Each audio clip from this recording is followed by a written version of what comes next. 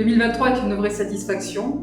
Enfin une récolte généreuse et belle. C'est un peu finalement l'apanage des grands millésimes. Alors il est vrai que Saint-Estèphe a été relativement épargné par des conditions climatiques assez chaotiques. Alors bien sûr on a eu des temps doux, des temps humides, un énorme risque d'orage pendant toute la saison, avec des risques de grêle, on a eu du temps sec et je dois dire que le beau temps de la deuxième période du mois de septembre et du mois d'octobre ont été décisifs pour ce millésime. La stratégie de date de ramassage cette année s'est avérée vraiment décisive. Début septembre, nous commencerons à effeuiller les Cabernet Sauvignon assez tardifs afin de leur permettre d'atteindre cette maturité phénolique optimale. Nous ne commencerons les merlots que mi-septembre, exactement le 18 septembre.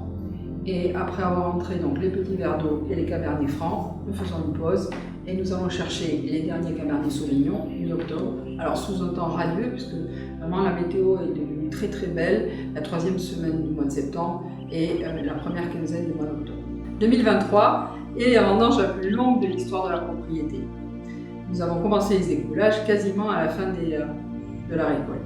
L'utilisation depuis le millésime 2020 de nos levures indigènes parcellaires du millésime va nous permettre d'exprimer le plus directement et de façon la plus pure nos différents terroirs. Alors de là, on en tire une palette extrêmement riche qui nous a permis vraiment de faire un assemblage. Moi je considère être comme un grand classique contemporain de la propriété. L'attaque, tout en gourmandise, tout en suavité, rien d'exubérant, rien d'ostentatoire. Le milieu de bouche saisi par sa vitalité. La trame tannique est parfaitement tissée, tout en élégance.